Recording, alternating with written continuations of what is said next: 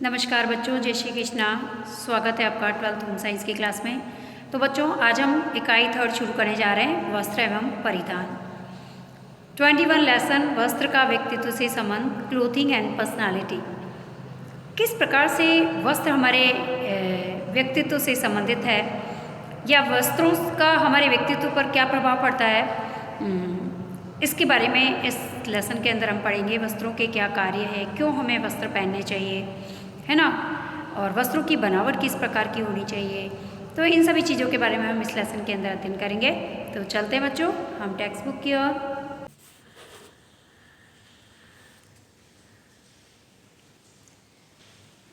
देखिए बच्चों, वस्त्र जो है मानव की सबसे मूलभूत आवश्यकताओं में से एक है। प्रत्येक व्यक्ति जो है अपने शरीर को ढकने के लिए और भारी आपदाओं से रक्षा करने के लिए, सर्दी है, गर्मी है, वर्षा है ना, इनसे अपने आप को बचाने के लिए वस्त्रों का उपयोग करता है। ये तो हम सभी जानते हैं। और वस्त्रों का मानव के मन पर भी गहरा प्रभाव पड़ता है। इसीलिए जीवन के सामान्य विकास के लिए भी उचित प्रकार के वस्त्रों का होना आवश्यक है ना। और वस्त्र हमारे व्यक्तित्व को अभिव्यक्त करता है ना। इसके साथ साथ हमारे व्यक्तित्व को प्रभावित भी करता है। यदि हम उचित प्रकार के वस्त्रों से बालक है, युवा है, प्रौढ़ है, बुजुर्ग है, सभी में आत्मविश्वास भी आता है ना। ऐसे वस्त्र जो हमें शांति प्रदान करे, हमारे मन में खुशी और आनंद को भर दे, उन वस्त्रों का चयन हमें करना चाहिए। कहने का मतलब कि जो वस्त्र जो होते हैं हमारे व्यक्तित्व के विकास के लिए बहुत ही आवश्यक होते हैं। और वस्त्र जो है स्वच्छ होने चाहिए, सुंदर होने चाहिए, समय के अनुकूल होने चाहिए, है ना, उचित रंग के होने चाहिए, उचित किस्म के होने चाहिए और ठीक स्टाइल के होने चाहिए, है ना। अब देखिए, इसके साथ साथ स्टाइल और फैशन के अनुकूल भी होने चाहिए, है ना। इनका हम सभी के व्यक्तित्व पर बहुत ही सुंदर प्रभाव पड़ता है। और दूसरी बात, सुरुचिपूर्ण वस्त्र होने चाहिए जो हमें पसंद आए, हमारी रुचि के अनुसार वस्त्र होने चाहिए, सलीके वाले होने चाहिए, है ना। और सलीके वाले जो वस्त्र हैं उनका संयोजन जो होता है पूर्ण रूप से हमारे व्यक्तित्व को प्रियदर्शी होता है, यानी आनंददायक होता है हमारे लिए, है ना। और हमारे व्यक्तित्व का विकास करने में सहायक होता है, हमारे व्यक्तित्व में निखार लाता है ना, हमारी पर्सनालिटी को अच्छा दिखाने में, सुंदर दिखाने में मदद करता है। अब देखिए बच्चों, यदि हम सुंदर और उचित परिधान पहनेंगे, यदि हम सुंदर वस्त्र पहनेंगे, समय के अनुकूल और उचित रंग का, उचित किस्म का, फैशन के अनुकूल, है ना, और अपने ऊपर सुंदर लगने वाला हो, है ना, ऐसा परिधान यदि हम पहनते हैं तो व्यक्ति में या हमें अपने आप ही जो है प्रसन्नता उत्पन्न होती है। और इसके फलस्वरूप इसका प्रभाव हमारे आचार व्यवहार पर भी पड़ता है ना, हमारे व्यवहार पर पड़ता है, हमारे तौर तरीकों पर पड़ता है और संपूर्ण व्यक्तित्व ही इससे आकर्षक हो जाता है और हमें कॉन्फिडेंस आता है, एक आत्मविश्वास बढ़ता है। तो हम कह सकते हैं कि व्यक्ति का परिधान जो है उसके व्यक्तित्व के विकास में एक महत्वपूर्ण भूमिका निभाता है। इसीलिए वस्त्रों का चयन हमें इन सभी चीज़ों को देखकर करना चाहिए। इसके अभाव में यदि व्यक्ति के संपूर्ण विकास की कल्पना संभव नहीं हो सकती। हम कह सकते हैं कि यदि व्यक्ति समय के अनुरूप स्वच्छ, सुंदर और अच्छी किस्म के फैशन के अनुकूल वस्त्रों को धारण नहीं करता है ना, अपनी रुचि के अनुसार वस्त्रों को धारण नहीं करता है, तो उसके मन में भी प्रसन्नता नहीं होती और हम कह सकते हैं कि उसके व्यक्तित्व का संपूर्ण विकास जो है इससे संभव नहीं होता। तो मानव की दैनिक आवश्यकताओं में जो है वस्त्र एक बहुत ही महत्वपूर्ण आवश्यकता है। प्रतिदिन जो है व्यक्ति को जो है वस्त्रों का चुनाव मौसम के अनुसार करना चाहिए, उपलब्धता के अनुसार करना चाहिए, हमारा बजट कैसा है, हमारी उपलब्धता कैसी है ना, और अवसर के अनुसार करना चाहिए, किस अवसर पर किस तरीके का वस्त्र पहनना है, इसके अनुसार हमें वस्त्र को धारण करना चाहिए, समय के अनुसार वस्त्रों को धारण करना चाहिए। ऐसा नहीं है कि हमें स्कूल जाना है और हम जो है फैशन वाले कपड़े पहन के जा रहे हैं यूनिफॉर्म पहनने की बजाय, है ना। तो समय, परिस्थिति और प्लेस के अकॉर्डिंग हमें जो है वस्त्रों को धारण करना चाहिए, है ना। अब देखो, वस्त्रों के प्रमुख कार्य, वस्त्रों के कार्य क्या है। तो वस्त्रों के कार्यों को यदि हम देखें तो वस्त्रों के कार्य 2 प्रकार के होते हैं बच्चों। वस्त्रों के कार्यों को 2 भागों में बांटा है। पहले है प्राथमिक कार्य और दूसरे हैं द्वितीय कार्य। देखो, प्राथमिक कार्य जो होते हैं, इसके अंदर प्राथमिक कार्य जो होते हैं शरीर के बाहरी वातावरण से सुरक्षा प्रदान करना,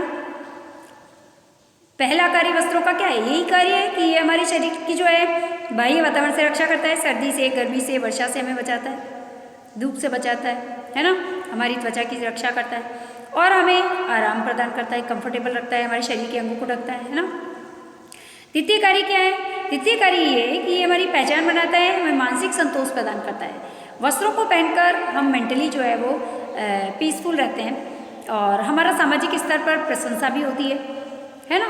वस्त्रों के अकॉर्डिंग यदि हम according to place, according to function clothes ना पहने तो हम जो है हंसी के पात्र बन जाते हैं कुछ लोगों के बीच में। और यदि हम समय के अनुकूल और अवसर के अनुकूल वस्त्रों को धारण करेंगे तो हम जो है प्रशंसा के पात्र बन जाते हैं विभिन्न लोगों के बीच में। तो हमें ध्यान रखना है कि वस्त्रों का दूसरा कार्य क्या है कि व्यक्ति की पहचान बनाता है, व्यक्ति को मानसिक संतोष प्रदान करता है और सामाजिक स्तर पर ये प्रशंसा भी दिलाता है और सामाजिक स्तर पर ये हंसी का पात्र भी बना देता है यदि हम इसका ठीक ढंग से उपयोग ना करें तो, है ना। तो ये इसके कार्य है, प्राथमिक कार्य और द्वितीय कार्य। अब इन कार्यों को हम डिटेल में अध्ययन करेंगे। सबसे पहले चलते हैं प्राथमिक कार्य। देखो, वस्त्र का सबसे महत्वपूर्ण कार्य है शरीर को ढकना। ये हमारे शरीर को ढकता है, विभिन्न अंगों को ढकता है और साथ ही शरीर को बाहरी वातावरण जैसे हवा है, बरसात है, धूप है, सर्दी है, गर्मी है, इससे सुरक्षा भी प्रदान करता है। अब देखिए, शरीर को सामान्य स्थिति में रखने के लिए वस्त्रों का सही चुनाव हमें करना चाहिए। यदि हमको शरीर को सामान्य स्थिति में रखना है, सर्दी, गर्मी, वर्षा, धूप से बचाना है तो हमें वस्त्रों का चुनाव सही ढंग से करना चाहिए। सर्दी के मौसम में हमको जो है ठंड के अकॉर्डिंग ठंड से बचने के लिए ऊनी वस्त्र पहनने चाहिए। गर्मी में हमें हमारे शरीर को ठंडा रखने के लिए सूती वस्त्रों को पहनना चाहिए, है ना। अकॉर्डिंग टू टाइम पीरियड हम जो है क्लोथ्स वियर करते हैं, है ना, हम कपड़े पहनते हैं। उचित वस्त्रों के पहनने से ही शरीर आरामदायक स्थिति में रहता है। यदि हम सर्दी के मौसम में यदि ऊनी कपड़े पहनेंगे तो हम कंफर्टेबल फील करेंगे और सर्दी के मौसम में हम कॉटन के पतले पतले कपड़े पहनकर स्कूल आ जाएंगे तो हमें क्या लगेगी? ठंड लगेगी, है ना। और गर्मी के मौसम में यदि वुलन पहनेंगे, स्वेटर पहन लेंगे तो क्या होगा? हमें और ज़्यादा गर्मी लगेगी, है ना। तो अकॉर्डिंग टू टाइम, ऋतु के अनुसार हमें कपड़े पहनने चाहिए, चूज करने चाहिए। व्यक्ति के दैनिक कार्यों में जैसे विश्राम है, नहाना है, ओढ़ना है आदि के लिए भिन्न भिन्न वस्त्रों का उपयोग किया जाता है। बिल्कुल सही है। अब देखो, दैनिक कार्यों में भी अलग अलग प्रकार के वस्त्रों का उपयोग हम घर के अंदर करते हैं। जब सोते हैं तो हम उसके लिए बेड का उपयोग करते हैं, तो उसके अंदर जो है स्पंज होता है, गद्दा जो होता है हमारा स्पंज का बना होता है। रजाई जो होती है, सर्दियों के अंदर हम रजाई ओढ़ते हैं तो वो जो है कॉटन की बनी होती है, इसके अंदर जो है रुई होती है ना। और यदि गर्मी के अंदर हम ओढ़ते हैं तो पतले चादर ओढ़ते हैं कॉटन के, ताकि हमें जो है वो हल्की ठंड से बचा सके, है ना। और सर्दी में हम जो है रजाई ओढ़ते हैं कॉटन की या फिर रुई की जो बनी होती है, जिससे हमें ठंड से हमारी सुरक्षा करे, है ना। तो विश्राम करने के नहाने के बाद हम जो टॉवेल यूज़ करते हैं वो अलग क्लोथ्स का बना होता है। ओढ़ने के लिए हम अलग अलग प्रकार के जो है ऋतु के अनुसार जो है ओढ़ने के लिए हम जो है अलग अलग वस्त्रों का उपयोग करते हैं, है ना। तो हम कहते हैं कि दैनिक कार्यों के अंदर हम ऋतु के अनुसार अलग अलग प्रकार के जो है वस्त्रों का उपयोग घर के अंदर भी करते हैं। तो ये हमारे थे सारे प्राथमिक कार्य, है ना, वस्त्रों के। अब चलते हैं द्वितीय कार्य। अब देखिए, द्वितीय कार्य में वस्त्रों के द्वारा व्यक्ति का सर्वांगीण विकास संभव है। वस्त्रों के द्वारा ही व्यक्ति का सर्वांगीण विकास होता है। जैसे हम कह सकते हैं सामाजिक है, मनोवैज्ञानिक है, शारीरिक है। व्यक्ति के वस्त्र व्यक्ति के बारे में ढेर सारी जानकारियाँ दे देते हैं। बिल्कुल सही है। वस्त्र को देख करके, व्यक्ति के पहनावे को देखकर हम पता कर सकते हैं कि ये स्त्री है या पुरुष है। यदि साड़ी पहन रखी है तो हम पहचान सकते हैं कि ये स्त्री है। यदि पैंट शर्ट पहन रखे तो हम पहचान सकते हैं कि ये पुरुष है ना। यदि काला कोट पहन रखा है, काली पैंट काले कोट पहन रखा है तो हम सोचेंगे कि ये वकील है ना। यदि लाइट कलर के वाइट कपड़े पहन रखे हैं और वाइट एप्रन पहन रखा है तो हम सोचेंगे कि ये डॉक्टर है ना। यदि साड़ी पहन रखी है, पर्स है, तो हम सोचेंगे कि ये टीचर है ना। तो इस तरीके से हम कपड़े के व्यक्ति के पहनावे को देखकर, उसके वस्त्रों को देख करके हम उसके बारे में ढेर सारी जानकारियाँ ले लेते हैं, मालूम चल जाती है हमें, है ना। स्त्री और पुरुष में भेद कर सकते हैं, है ना। फिर इसके साथ साथ उचित, सुंदर और सुरुचिपूर्ण परिधान ही संयोजन व्यक्ति को अपनी ओर ध्यान आकर्षित करवाने में सफल होता है। यानी हमको उचित वस्त्र पहनने चाहिए, सुंदर पहनने चाहिए, अपनी रुचि के अनुसार जो है वो हमको वस्त्रों को धारण करना चाहिए, जिससे कि हम विभिन्न व्यक्तियों के बीच में या एक ग्रुप के अंदर हम जो है हंसी का पात्र ना बने, है ना। और इससे उसमें आत्मविश्वास, हमें आत्मविश्वास आता है, हमें संतोष प्राप्त होता है ना। इसके साथ ही हम देखते हैं कि कई बार जो है अज्ञानतावश और धन के अभाव में उचित वस्त्र जो होते हैं किशोर युवा नहीं पहन पाते हैं। किशोरावस्था के दौरान बच्चों को कपड़े पहनने का बड़ा ही शौक होता है और कभी कभी तो वो अज्ञानतावश, कभी कभी धन के अभाव में उचित वस्त्र नहीं पहन पाते हैं। ऐसे में उनमें हीन भावना आ जाती है। किशोरावस्था के दौरान जो है बच्चे एक दूसरे को देखकर कॉपी पेस्ट करते हैं, है ना। उसके पास इतने अच्छे कपड़े मेरे पास नहीं है, जैसे उनके मन में हीन भावना आ जाती है, जिसके कारण वे मानसिक रूप से असंतुष्ट रहते हैं, है ना। और वो समस्यात्मक व्यवहार करते हैं, अपने पेरेंट्स से झगड़े करते हैं, है ना, उनको शिकायत करते हैं, उनको परेशान करते हैं। और परिधान के सामाजिक महत्व को नकारा नहीं जा सकता। हम कह सकते हैं कि वस्त्र ही हमारी पहचान है। वस्त्र से ही हमारा सामाजिक और मानसिक विकास होता है, शारीरिक विकास होता है। वस्त्रों के माध्यम से ही व्यक्ति का सामाजिक स्तर ऊंचा उठता है। समाज में उसकी प्रतिष्ठा भी वस्त्र ही बनाते हैं, है ना। और फैशन के अनुरूप व्यक्तित्व के अनुकूल हमें वस्त्र पहनने चाहिए। सुंदर शैली वाले होने चाहिए, स्वच्छ वस्त्र होने चाहिए, मन को प्रसन्नता देने वाले होने चाहिए और मन को संतोष प्रदान करने वाले वस्त्रों को हमें धारण करना चाहिए। तथा व्यक्ति यदि मन को प्रसन्नता देने वाले होंगे तब तो ठीक है, और यदि मन को प्रशंसा देने वाले नहीं है, मन को प्रशंसा देने वाले होंगे तब तो हम प्रशंसा के पात्र बन जाएंगे। यदि मन को प्रसन्नता देने वाले नहीं है, भले ना मन को प्रसन्नता देने वाले नहीं है, यदि वो आपके लायक है, आपके लिए ठीक है, तो आप एक ग्रुप के अंदर प्रशंसा के पात्र बनेंगे। और यदि आपने अपनी इच्छा के अनुरूप बेढंगे वस्त्र पहने और बड़ों का कहना नहीं माना है और बेढंगे वस्त्र पहन करके आप गए किसी फंक्शन में, तो आप हंसी का पात्र भी बन सकते हैं, है ना। तो समायोजित सुंदर वस्त्र परिधान जो होता है व्यक्ति के जीवन में परिवर्तन कर सकता है, विविधताएं ला सकता है, उसमें आत्मविश्वास बढ़ा सकता है, उसका आत्मविश्वास कम भी कर सकता है, उसके व्यक्तित्व का निर्माण भी कर सकता है, व्यक्तित्व का विकास भी करता है। वस्त्र जो है चटक रंग के वस्त्र, हाँ अब देखो गहरे रंग के जो वस्त्र होते हैं, वस्त्र जो होते हैं उदास व्यक्ति के मन को खुश कर देते हैं, है ना। और ये कहना गलत नहीं होगा कि व्यक्तित्व को आकर्षक व प्रभावशाली बनाने के लिए वस्त्रों की भूमिका बहुत ही महत्वपूर्ण होती है। पिछली कक्षा में हमने वस्त्रों को रंगने और रंगाई की प्रक्रिया के बारे में पढ़ा था, डाई एंड टाई के बारे में हमने पढ़ा था 11वीं क्लास में। लेकिन रंगाई के अलावा वस्त्रों पर जो है छपाई भी की जाती है। ब्लॉक्स के बारे में भी हमने पढ़ा था, ब्लॉक हमारे पास थे, ब्लॉक के द्वारा हमने प्रिंट किया था वस्त्रों पे, है ना।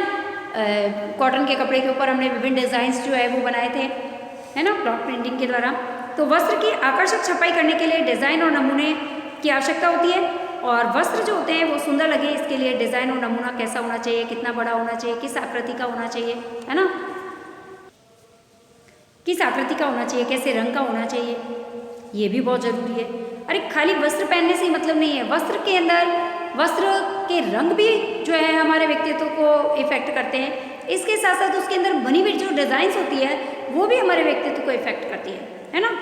उसका भी प्रभाव हमारे व्यक्तित्व पर पड़ता है कि उसकी कैसी डिज़ाइन है। तो एक नमूना या डिज़ाइन किन बिंदुओं से प्रभावित होता है, या कहें कि कला के तत्वों और सिद्धांतों का सही उपयोग किया जाए तो एक नमूना और डिज़ाइन आकर्षक बन सकती है। और यहाँ पर हम वस्त्रों के अंदर बनने वाले विभिन्न प्रकार के डिज़ाइन से व्यक्ति के व्यक्तित्व पर क्या क्या प्रभाव पड़ता है इसके बारे में हम अध्ययन करेंगे। तो चलते हैं हम कि वस्त्रों पर किस किस प्रकार के डिज़ाइन होते हैं और उनका हमारे व्यक्तित्व पर किस प्रकार से प्रभाव पड़ता है ना। तो चलते हैं। अब देखिए बच्चों, कला के तत्व ये 3 तत्वों में इसको बांटा है। एक तो रेखा, यदि कपड़ों के ऊपर रेखाओं की डिज़ाइन बनी हुई है, लंबी रेखा वर्टिकल है या हॉरिजॉन्टल है या तिरछी है या फिर सर्कल है ना, तो इनका भी इफेक्ट हमारे व्यक्तित्व पर पड़ता है। वस्त्रों में अगर इस प्रकार की डिज़ाइन है तो यदि वस्त्रों के अंदर जैसे हम कह सकते हैं कि ये रेक्टेंगल है या फिर स्फीयर है या फिर ट्रायंगल है या फिर सर्कल है ना, या सिलेंडर है, इन शेप्स की यदि डिज़ाइन है तो इनका भी इफेक्ट पड़ता है। इसके साथ साथ रंग का भी इफेक्ट पड़ता है और बनावट का भी इफेक्ट पड़ता है। तो चलते हैं, सबसे पहले रेखा के बारे में हम अध्ययन करेंगे कि रेखाओं का वस्त्रों पर होने से हमारे व्यक्तित्व पर क्या प्रभाव पड़ता है। सबसे पहले चलते हैं रेखा। देखो, वस्त्र परिधान पर सुंदर और आकर्षक डिज़ाइन बनाने के लिए रेखाओं का महत्वपूर्ण स्थान है। कई वस्त्र ऐसे भी होते हैं जिनके अंदर रेखाएं जो है वो रेखाओं से डिज़ाइन दिए जाते हैं। भिन्न भिन्न रेखाओं को जोड़ करके विभिन्न डिज़ाइन बनाए जाते हैं। वस्त्रों पर नमूने और डिज़ाइन के लिए, विविधता के लिए विभिन्न रेखाओं का इस्तेमाल भी किया जाता है डिज़ाइन बनाने के लिए, और जिससे कि तरह तरह के नमूने बनाए जा सके। और मुख्य रूप से 4 रेखाओं का उपयोग किया जाता है। वस्त्रों के अंदर रेखाओं की बात करें तो 4 प्रकार की रेखाओं का उपयोग किया जाता है। अभी हमने देखी थी कि एक तो लंबवत रेखा होती है जिसे वर्टिकल बोलते हैं इंग्लिश में। लंबवत रेखा, ये रेखा लंबाई में वृद्धि करती है और इसकी ये विशेषता है कि इसके सारे दृष्टि ऊपर से नीचे की ओर और नीचे से ऊपर की ओर गतिमान होती है। जब वस्त्रों के ऊपर लंबी रेखाओं से बनी हुई डिज़ाइन हो तो देखने वाला ऊपर से नीचे और नीचे से ऊपर की ओर दिखता है, और इन रेखाओं की परिधान में प्रधानता और अधिकता रखने से व्यक्ति की लंबाई अधिक होने का आभास होता है। जब लंबवत रेखाओं से बनी डिज़ाइन वाले वस्त्र व्यक्ति पहनता है तो उससे व्यक्ति की लंबाई अधिक दिखती है। ठिगने व्यक्ति को भी अगर पहना दी जाए तो वो भी लंबा लगेगा, है ना। तो इसके व्यक्तित्व पर प्रभाव पड़ रहा है ना। व्यक्ति लंबा दिखता है, सुंदर दिखता है ना। अब देखिए समतल रेखाएं, ये रेखाएं जो होती है चौड़ाई की दिशा में होती है, समतल होती है, लेटी भी होती है, अभी हमने देखी थी हॉरिजॉन्टल रेखाएं। और ये रेखाएं जो होती है स्थिरता और विश्राम का भाव उत्पन्न करती है। इन पर दृष्टि दाहिने छोर से बाइने छोर की तरफ जाती है और बाएं से दाएं छोर की ओर गतिमान होती है। आया समझ में। जब आड़ी रेखाएं वस्त्रों पर होती है तो इसमें दृष्टि दाएं से बाएं और बाएं से दाहिने छोर की ओर जाती है। ये रेखाएं लंबाई को कम करती हुई दिखती है। यदि कोई लंबा व्यक्ति है और आड़ी रेखाओं वाला वस्त्र पहन रहा है, आड़ी रेखाओं की डिज़ाइन वाला वस्त्र पहनता है तो व्यक्ति की लंबाई कम लगती है ना। हाँ, समतल रेखा वाले वस्त्र जो होते हैं मोटे लोगों को नहीं पहनने चाहिए। पतले दुबले व्यक्ति यदि इनको पहनते हैं तो वो मोटे दिखाई देते हैं, सामान्य जैसे दिखाई देते हैं, है ना। और लंबे व्यक्ति भी पहनते हैं, ज़्यादा लंबे व्यक्ति पहनते हैं तो वो उनकी लंबाई ठीक लगती है ना। ज़्यादा लंबे नहीं दिखते वो। समझ में आया। तो समतल रेखाओं का भी रेखाओं से बने वस्त्रों को पहनने से भी व्यक्ति के व्यक्तित्व पर प्रभाव पड़ता है। अब देखिए तिरछी रेखाएं। तिरछी रेखाएं जो होती है ये रेखाएं गतिशीलता, शालीनता, नमनीयता का भाव उत्पन्न करती है। तिरछी रेखाओं को यदि वस्त्रों के अंदर डिजाइन बनाए जाते हैं तिरछी रेखाओं से तो ये गतिशीलता, एक्टिवनेस को जो है परफॉर्म करती है ना। एक्टिवनेस बताती है व्यक्ति की। शालीनता, उसमें जो है विनम्रता का गुण जो है वो देखने मिलता है। नमनीयता यानी कि उसमें जो है नर्म विनम्रता का जो है गुण देखने को मिलता है। और ढलुआ और तिरछी दिशा में आने जाने वाली ये रेखाएं चौड़ाई को कुछ कम या फिर लंबाई को बढ़ाती हुई प्रतीत होती है और इन रेखाओं के प्रयोग से वस्त्रों की सुंदरता बढ़ जाती है। तिरछी रेखाओं से जब डिज़ाइन बनाए जाते हैं वस्त्रों के ऊपर तो एक तो इससे सुंदरता बढ़ती है वस्त्रों की, और एक इन वस्त्रों को पहनने से व्यक्ति जो है ये रेखाएं जो है व्यक्ति की गतिशीलता को, शालीनता को, नमनीयता को जो है वो प्रेरित करता है, प्रभावित करता है ना। उनको शो करता है तथा ये सभी वस्त्रों व परिधानों की शोभा भी देती है। सभी वस्त्रों और परिधानों को सुंदर बनाने का कार्य भी करती है तिरछी रेखाएं। अब चलते हैं बच्चों वृत्त रेखाएं। वृत्त रेखा जो अभी मैंने देखा था, वक्र रेखा या फिर वृत्त रेखा, सर्कल जिसके अंदर बना था, तो ये रेखाएं जो होती है घुमावदार होती है और ये रेखाएं इन रेखाओं से बने जो वस्त्र होते हैं उनको पहनने से प्रसन्नता, कोमलता, सौम्यता, सौंदर्य, समृद्धि की परिचायक होती है। और इनका प्रयोग वस्त्र सज्जा में फूल है, पत्तियां है, अर्धवृत्त है, इनकी डिज़ाइन बनाने में किया जाता है। समझ में आया। वस्त्रों के अंदर फूल, पत्तियां, डिज़ाइन आदि, गोल जो सर्कल वाली अर्धवृत्त है ना, आदि बनाने के लिए जो है इस वृत्त रेखा का उपयोग करते हैं। और इन रेखाओं से बने वस्त्रों को पहनने से प्रसन्नता, कोमलता, सौम्यता, सौंदर्य और ये समृद्धि की परिचायक होती है ना। अब चलते हैं आगे। अब देखिए बच्चों आकार। पहले तो हमने देखा था कि व्यक्ति के व्यक्तित्व को वस्त्रों के अंदर रेखाएं भी प्रभावित करती है प्लस आकार भी प्रभावित करता है। आकार कला का सबसे महत्वपूर्ण तत्व है। हमने देखा था आकार जिसके अंदर विभिन्न प्रकार की रेखाएं देखी थी हमने। अब विभिन्न प्रकार की रेखाओं के संयोजन से ये आकार बनाए थे। जैसे हमने बनाया था स्फीयर बनाया था, वर्गाकार बनाया था, है ना। फिर हमने जो है आयताकार बनाया था, रेक्टेंगल। फिर हमने जो है सिलेंडर बनाया था, लंबा बेलनाकार। फिर हमने ट्रायंगल, त्रिभुजाकार और फिर गोलाकार, है ना, वृत्ताकार। अब देखो सबसे पहले वर्गाकार। इस प्रकार की आकृति बनाने के लिए लंबवत और समतल रेखाएं एक ही नाप की होती है। जब हम वर्ग बनाते हैं, जो स्फीयर बनाते हैं हम, तो स्फीयर के अंदर हमारी आमने सामने की भुजाएं जो होती है वो बराबर होती है ना। और डिज़ाइन जो होते हैं वो इससे आकर्षक बनते हैं, सुंदर डिज़ाइन बनते हैं वस्त्रों के ऊपर। आयताकार जो होते हैं, इस आकार के डिज़ाइन में आमने सामने की लंबवत और समतल रेखा बराबर होती है, ठीक है। और त्रिभुजाकार जो होता है, इस डिज़ाइन के अंदर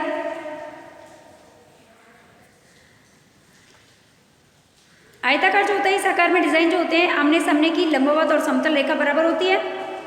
त्रिभुजाकार में डिज़ाइन जो होते हैं वो इस आकार में एक भाग समतल और दो भाग तिरछी रेखाओं के संयोजन से बनता है। एक भाग समतल नीचे वाला और ऊपर वाला तिरछी, है ना, तिरछी रेखाओं के संयोजन से बनता है ट्रायंगल, जिसको त्रिभुजाकार बोलते हैं। और इस प्रकार की डिज़ाइन भी वस्त्रों में बनाई जाती है ना। अब वृत्ताकार जो होती है, इसमें डिज़ाइन का आकार गोल होता है और कई वृत्ताकार कर्ड डिज़ाइन में इसका उपयोग किया जाता है। तो बच्चों, हमने देखा कि किस प्रकार से जो है कला के तत्व जैसे रेखाएं हैं, आकार हैं विभिन्न प्रकार के, ये वस्त्रों के अंदर डिज़ाइन करने से और इन वस्त्रों का उदाहरण करने से व्यक्ति के व्यक्तित्व पर विशेष प्रकार से प्रभाव पड़ता है। और इनमें किस प्रकार से जो है व्यक्ति को इन्हें पहनने पर उनमें गतिशीलता, शालीनता, प्रसन्नता, कोमलता, सौम्यता, सौंदर्य, समृद्धि आदि के गुण जो है वो डेवलप होते हैं या उनका विकास होता है। और कल हम पढ़ेंगे रंग और बनावट के बारे में, है ना। तो बच्चों, आज हमारी क्लास यहीं कंप्लीट होगी। धन्यवाद बच्चों, जय श्री कृष्णा।